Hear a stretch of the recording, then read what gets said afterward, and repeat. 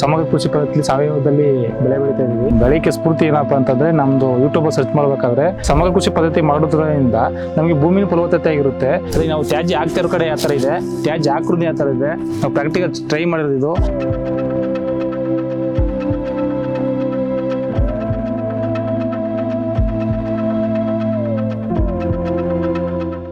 ಎಲ್ಲರಿಗೂ ನಮಸ್ಕಾರ.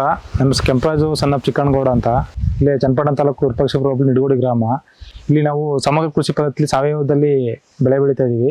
ನಮಗೆ ಇದನ್ನ ಬೆಳೆಗೆ ಸ್ಫೂರ್ತಿ ಏನಪ್ಪಾ ಅಂತಂದ್ರೆ ನಮ್ದು ಯೂಟ್ಯೂಬ್ ಸರ್ಚ್ ಮಾಡಬೇಕಾದ್ರೆ ನಮ್ಮ ಡಾಕ್ಟರ್ ಉಲಂಚೇಗೌಡ್ರನ್ನ ವಿಡಿಯೋಸ್ಗಳೆಲ್ಲ ಸರ್ಚ್ ಮಾಡಿದ್ವಿ. ಹೆಡ್ ಆಫೀಸ್ಗೆಲ್ಲ ಫೋನ್ ಮಾಡಿ ಈ ಥರ ಪ್ರಾಡಕ್ಟ್ ಯಾವ ಥರ ರಿಸಲ್ಟ್ ಅಂತ ಕೇಳಿ ಅವ್ರು ಸ್ಲರಿ ಆಗ್ಬೋದು ಇನ್ನೂ ಉತ್ತಮವಾದ ಪ್ರಾಡಕ್ಟ್ಗಳನ್ನ ಕೊಟ್ಟು ನಮಗೆ ಈ ಥರ ಯೂಸ್ ಮಾಡಿದ್ವಿ.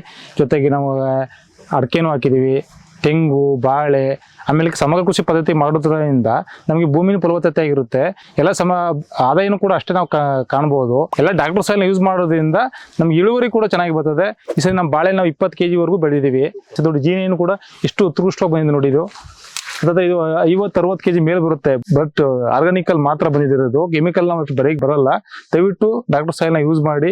ಕಡಿಮೆ ಖರ್ಚು, ಕಮ್ಮಿ. ನಾವು ಬೇರೆ ಹೋಲ್ಸ್ಕೊತೀವಿ ಅಂತ ಹೋದ್ರೆ ಇದನ್ನ ಕಮ್ಮಿ ಖರ್ಚು. ಅದೇ ನಾವು ತ್ಯಾಜ್ಯ ಆಗ್ತಾ ಇರೋ ಕಡೆ ಯಾವ ತರ ಇದೆ, ತ್ಯಾಜ್ಯ ಆಕೃತಿ ಯಾವ ತರ ಇದೆ, ನಾವು ಪ್ರಾಕ್ಟಿಕಲ್ ಟ್ರೈ ಮಾಡಿರೋದು ಇದು. ನೋಡಿ ಯಾವ ತರ ಪುಡಿ ಇದೆ, ಟೀ ಪುಡಿ ತರ ಯಾವ ತರ ಇದೆ. ತ್ಯಾಜ್ಯ ಯೂಸ್ ಮಾಡಿ ಗೊಬ್ಬರ ಮಾಡ್ಕೋಬೇಕು. ಅಡಿಕೆ ನೋಡಿ, ನಾವು ಒಂದು 8 ತಿಂಗಳಾಗಿದೆ. ಈಗ ತಾನು ತಿಪ್ಪೆ ಗೊಬ್ಬರ ಈಗ 1 month ಆಗಿದೆ ಹಾಕ್ಸಿ. ಬಟ್ ನಾವು ಡಾಕ್ಟರ್ ಸಾಯಿಲ್ ಯೂಸ್ ಮಾಡಿದ್ವಿ 6 month ಹಿಂದೆ. ರೈತರಿಗೆ ನಾವು ಹೇಳೋದೇನಪ್ಪ ಅಂತಂದ್ರೆ, ಅಟ್ಲೀಸ್ಟ್ ನಿಮ್ಮ ಬಿಡುವಿನ ಟೈಮಲ್ಲಿ ವೀಕೆಂಡಲ್ಲಿ ಬಂದು ಕೃಷಿನ ಮಾಡಿ, ಮತ್ತೆ ನೀವು ಡಾಕ್ಟರ್ ಸಾಯಿಲ್ನ ಯೂಸ್ ಮಾಡಿ ಕಡಿಮೆ ಖರ್ಚಲ್ಲಾಗುತ್ತೆ. ಅದು ನಾವು ಹೇಳೋಕೆ ಇಷ್ಟಪಡ್ತೀವಿ. ನಾವೆಲ್ಲ ಮಾಡಿರೋದೇ ಅದೇ ಥರ. ಬಟ್ ಪ್ರಾಕ್ಟಿಕಲ್ ಆಗಿದೆ ಇದೆ ಎಲ್ಲ ನೋಡಿ, ಎಲ್ಲ ಪ್ರಾಕ್ಟಿಕಲ್ ಆಗಿ ನಾವು ಮಾಡಿರೋದು.